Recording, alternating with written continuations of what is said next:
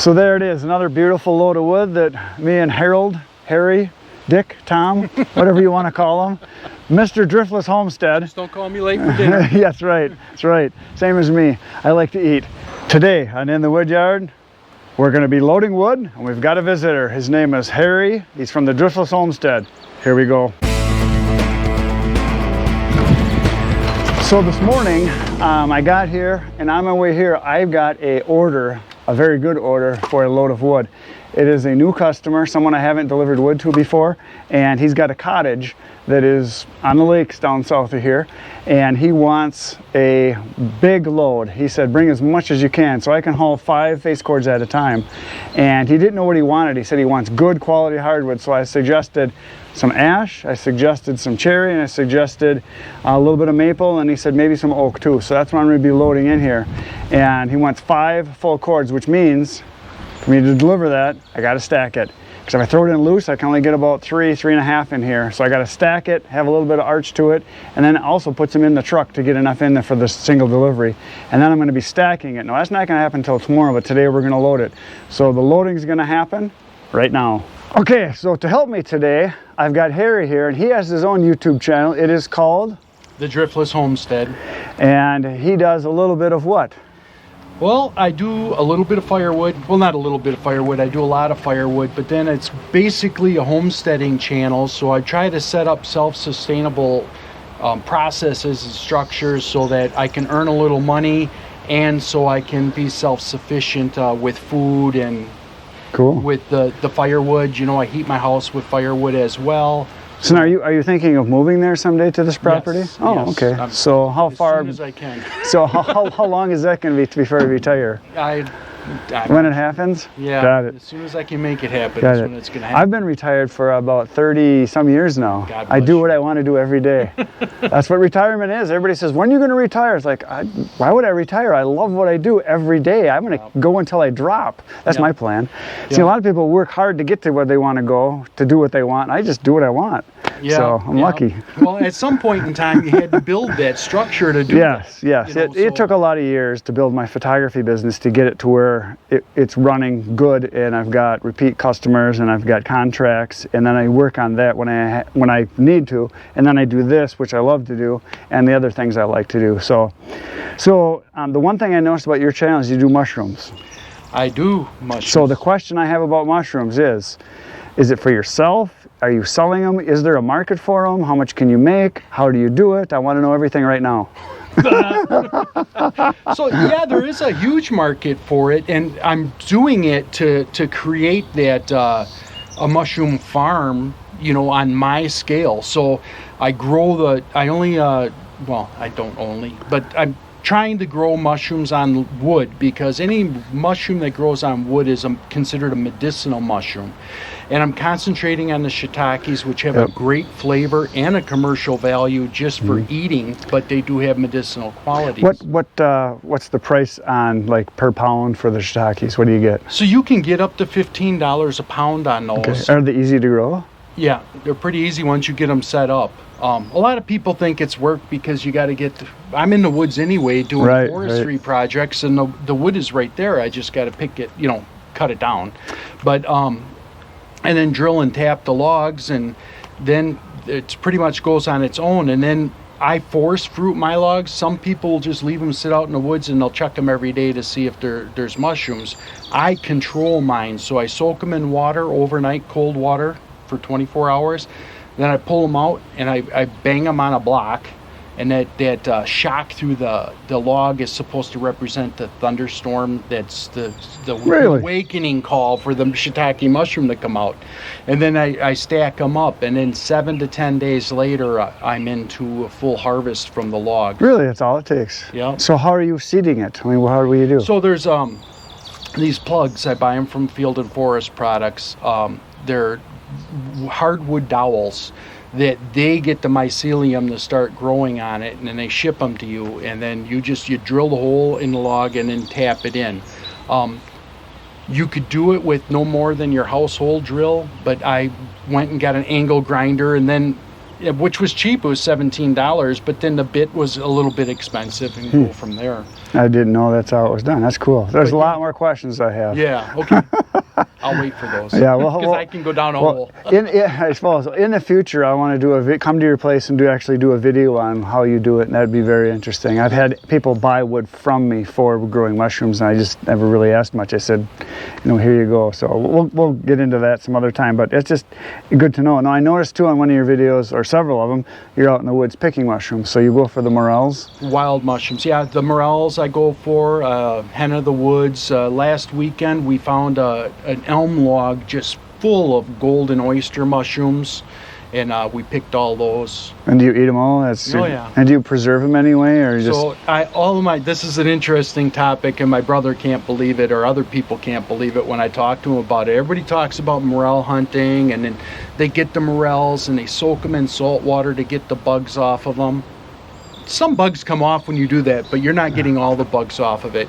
So what I do is I dry all my wild mushrooms.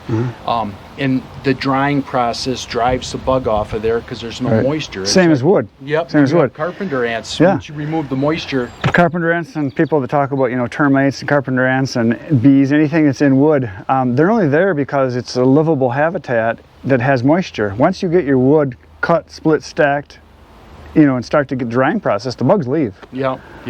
So that's what I do with the mushrooms. I got these little fans I set up, and I dry the mushrooms. And I was just talking to my brother yesterday, and I told him, I said, you would not believe all the worms and bugs that came off of these mushrooms when it got to a certain point in the drying process. And all the people who soak their mushrooms in salt water, they think they're okay. They're eating them, which is fine if it doesn't gross you out. It's all protein. Yeah, it's all good. Yeah. But when you're trying to sell a finished product like I am, you want to get all that off of there. Is there a real huge market for mushrooms? I mean, is it pretty easy to sell them? Yeah, it's a big deal. So down in Kenosha, they had that farmers market down there, and all these fancy chefs and stuff, they run down there and they try to buy up all the specialty mushrooms right away because they're going to build some meal around that to sell their piece of meat, So what mushrooms are worth the most, money-wise? That's all I'm about is money, Morels are about $35 a pound. Okay. But they are a ton of work. When I go out and find morels, I go on my property. I don't go trespassing. You mean guys would actually do that? Oh my word! Kind of like the ginseng. It's same as the ginseng. Competitive, huh? Yeah. And I cannot believe how many. When you go to the Morel Mushroom Festival in Muscadet, Wisconsin, I can't believe how many mushrooms that people show up with. It's like, where did you get all those from? I know you don't own 1,000 acres, so how did you get that many of them? And I know the answers. Can you hunt from them on public land legally, or do you have to have a permit or anything? No, you can hunt from on public land. And the DNR does own quite a bit of public land, and it belongs to you. That's right, yeah. Well, we'll do another video in the future all about mushroom walk, maybe even several of them, it sounds like. I didn't know it was this big of a deal, but we'll get into that. So we've got work to do. We've got wood here that needs to go in the trailer because I got a delivery to do. So we're going to get chucking wood right now. Here we go.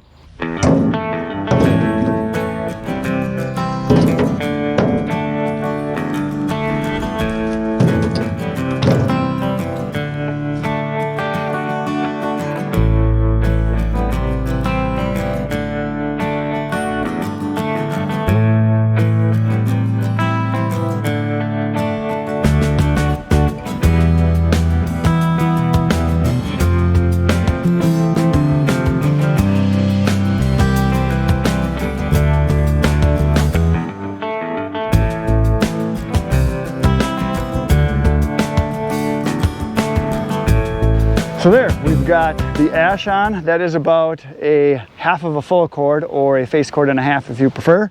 And I stacked it while Harry was loading it here because we had to get it as far in as I can, because I have to get as much as I can in there because this is going to be 5 face cord delivery. And now we're going to move on to the cherry, which is over this way. So here we go.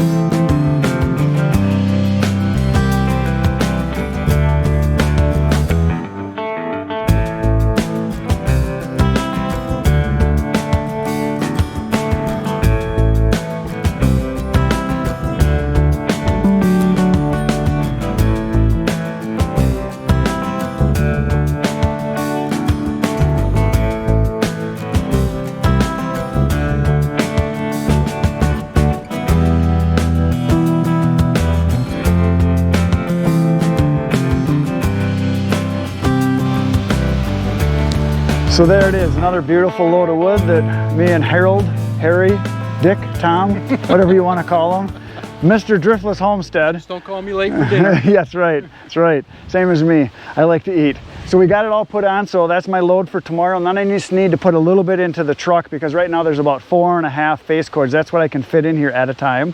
And then I'll put a half a face cord into the truck, and that's my delivery tomorrow. But I wanted to get it done today while I had free help. That was the main reason.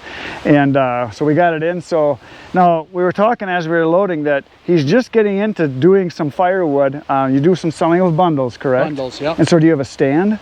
Yep, down at the end of the driveway there I put a stand, and then I put I use the mesh bags, and then inside the mesh bag I take a baggie with a book of matches, and a little fire starter to kind of help them get their So how long have you been doing that? Just a year. Oh really? And did you make a nice stand or just throw something out I just threw something out. This weekend we're rebuilding it, kind of like what you see, but it's going to be a little bit more than that because I'm making it on a trailer. Oh nice. So now you can just back down? Awesome. When there's a special event, you know, like the EAA fly-in in Oshkosh, I can take my trailer there and sell out. Yeah. You know, on your honor. Who knows? Maybe someone will steal half of it. Yeah, that's a good idea. That's not a bad idea at all. It becomes mobile and event trailer. Or just to be able to bring it up, load it, and take it down to the end of your driveway. It's a very good idea. True. Very good idea. Yeah. Yeah, that's something that a lot of guys could do. You could have multiple locations doing that. Right, yeah. Right. And I think, you know, have you seen the vending machines? It's kind of a neat concept, but I think the cost of ownership on a vending machine is, you'd have to sell a lot of wood. Yeah, I think the people making the money are the people selling the vending machines. Right. Yeah, Exactly. There's not that much money in firewood. So what are you selling a bundle for? $5. And is it the ones that say firewood on it, those red ones? The red mesh says firewood on there. And I noticed that, you know, in most of the gas stations and stuff are $5.99, so basically $6 for 0.75 cubic feet. You know, and I think that I'm probably closer to 2 or 1.5. Oh, so quite a bit more. It's quite a bit more. But, so it's a big bundle, yeah. Right, but since it's campfire wood, I'm putting a lot of pine in there. I have a lot of pine just available sitting there. That's exactly what I would probably do too, is mix it up for campfire wood. I know a lot of people do. My brother specifically does bigger bundles, and I think his are $3 a piece, but if you buy 2, it's $5.